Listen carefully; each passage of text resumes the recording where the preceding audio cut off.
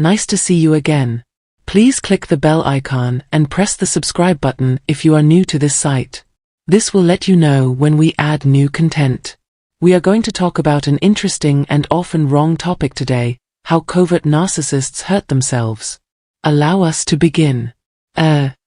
Figuring out selfishness that stays hidden.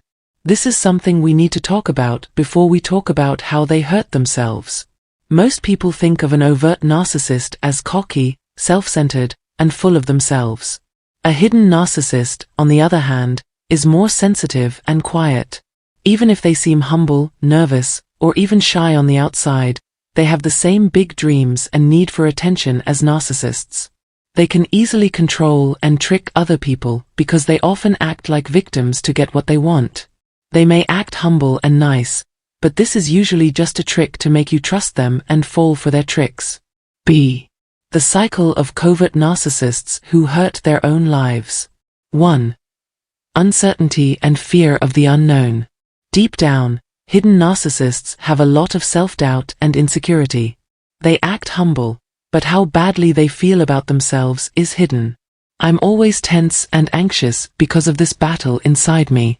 They want to be liked and accepted, but they don't believe they earn it. This makes them want acceptance all the time, but when they get it, they feel empty. 2. Relationships where one person hurts the other. Covert narcissists often hang out with other people to control and trick them. People treat them badly to get what they want from other people, to feel sorry for them.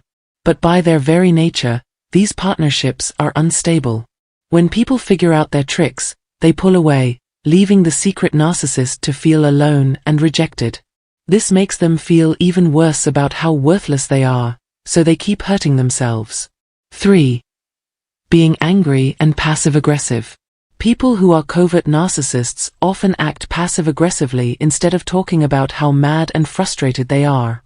They put other people down by being rude, sarcastic, or praise them in a way that doesn't deserve it. People don't like them because of this, and it makes the world around them sick. Because they are angry and lonely, their mental and emotional health gets worse over time. 4. Getting hurt. People who are covert narcissists often feel like they are being slighted and that no one cares about or understands them.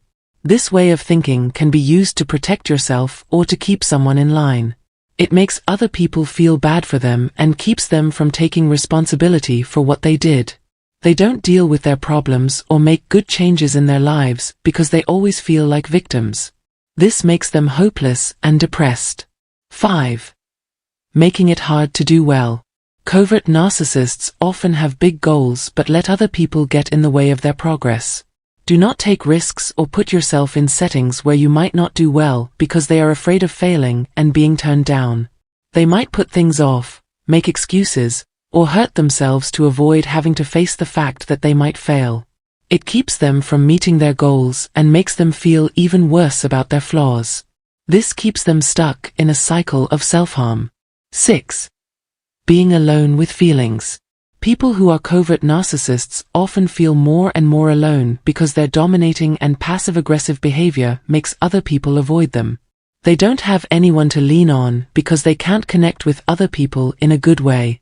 They feel more alone, which makes them feel even more lonely and useless, which is bad for their emotional and mental health. 7. Stress and sadness. Covert narcissists often have severe anxiety and sadness because they are always stressed out and at odds with themselves. They are mentally unstable because they have deep-seated fears and like to manipulate others. They have to be checked all the time. They are more likely to have mental health problems as their relationships break down and their self-worth goes down. This makes their problems even worse. Putting an end to the cycle. A hidden narcissist might find it hard to stop hurting themselves, but it's not impossible. Becoming more self-aware and improving as a person takes a lot of hard work. These steps can help. 1. Getting skilled help. Hidden narcissists can learn better ways to deal with stress and understand why they act the way they do by going to therapy. A good therapist can help them figure out why they're not sure of themselves and show them how to feel better about themselves without needing other people to agree with them. Getting to know other people on a real level. You should learn how to make and keep real, healthy relationships. Some things that help with this are being honest, loving, and ready to take responsibility for what you do. Covert narcissists can stop being manipulative and make friends who will back them if they learn these skills. 3. Being nice to yourself. People who are covert narcissists need to learn to love and accept their flaws. Self-compassion can help them feel better about their own worth and depend less on pleasing other people. 4. Taking care of yourself and managing stress. Some things, like mindfulness, meditation, and learning how to deal with stress, can help covert narcissists handle their problems and worry. These methods can help them stay true to themselves and calm down, which can keep them from doing things that hurt themselves. 5. Making goals you can reach. Covert narcissists can feel better about themselves and their skills if they set realistic goals and work hard to reach them. They can avoid sabotaging their own progress and reach their goals in a healthy way. Thanks for watching and being there for me all the time. If this video helped you, please give it a thumbs up and share it with other people who might also find it helpful. Don't forget to join our channel if you want to see more videos like this. Feel free to share your thoughts or stories by leaving a comment below. Be careful, and we'll see you at the next show. The experience of being in a relationship with a narcissist may be likened to a never-ending nightmare, one that can have a significant influence on your sense of self-worth and leave you feeling objectified and confused. Frequently, these memories revolve on the narcissist's behavior that is fixated on themselves, which makes it difficult for you to move on into other things. What we are going to talk about in this conversation is their unique sexual habits, which are one of the aspects of this dynamic that is extremely uncomfortable. The greetings to all of you. Thank you for joining us here at the Narcissist Exposed channel. With today's episode, we will go into the topic of the 5 weird sexual habits and behaviors of a narcissist. Before we get started, if you are interested in learning more and are intrigued by the topic, please sign up. Subscribing to the channel will, as always, contribute to the dissemination of information regarding narcissistic abuse. The first habit: mastering the art of avoidance. In the event that you are looking for intimacy, a narcissist will frequently and constantly reject your advances. They employ this strategy, which is known as approach avoidance, in order to keep tight control over the situation. If you were to give in to your wants, it would imply giving up power, which is something that they cannot allow. They manipulate circumstances in order to maintain their position of supremacy. There is no way for you to have any input into the subject, regardless of how you feel or the circumstances, if they decide that it is time for intimacy. Just 2 days ago, you were recovering from surgery. You are still delicate and attempting to restore your strength. However, your boyfriend, who is selfish, insists on having sexual relations with you. Your well-being is the last thing on their mind, and refusal is not an option for them. In order to manipulate you into believing that they will leave the relationship in order to satisfy their wants, they may even threaten to cheat on you against your will if you deny them. What about your requirements, though? They have a mindless attitude. To them, the only reason you are here is to fulfill their desires. Hearing "je know" over and over again might lower your sense of self-worth. You begin to believe that you are not attractive enough, regardless of whether you feel that you are too slim or too overweight. There is a possibility that you mistakenly believe that anything is wrong with your body or that you have an unpleasant odor. These feelings of insecurity get more intense whenever your companion moves away from you. It seems as though you are compelled to alter some aspect of your personality. It doesn't appear to make a difference if you change your fragrance, dress differently, lose weight, or gain weight. Nothing seems to make a difference. Because of their rejection, you begin to question everything you believe about yourself, which leaves you in a sense of inadequacy that never goes away. After a heated argument, the second habit is to look for a romantic partner. The desire for sexual activity that they have right after a heated dispute is the second peculiar habit that they have. How come? because they take pleasure in your suffering. They rush to make up for the fact that they see you in a state of sorrow. The emotions you are experiencing and the challenges you are going through are of no concern to them.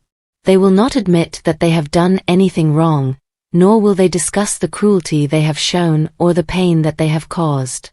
It is expected of you to give in and comply with their demands. They get a sense of triumph, as if they are the ruler of the world, when you give in while you are so emotionally weak.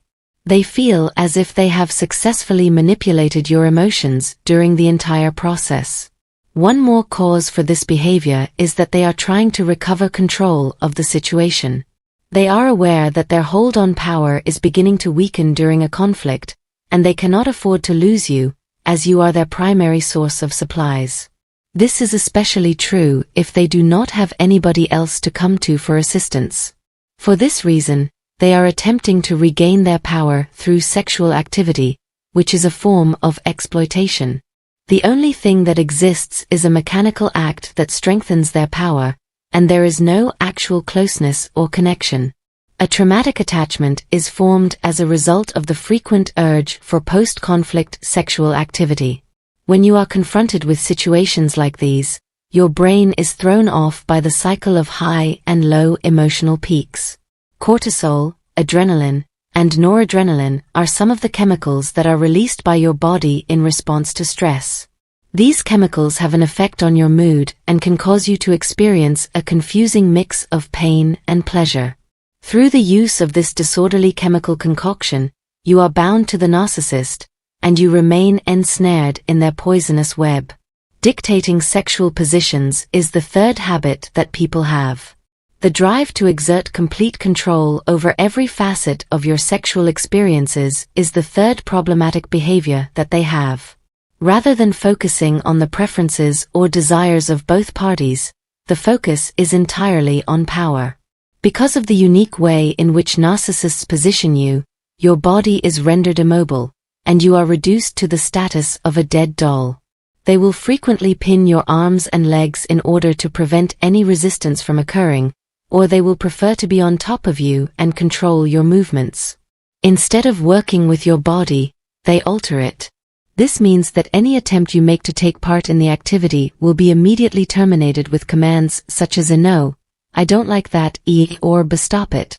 Their objective is to take advantage of you and prevent you from experiencing any pleasure on your own. In the end, sexual activity is a means for them to experience a sense of dominance and power. Not only are they not making love to you, but they are also reveling in their own self-made sense of superiority about themselves.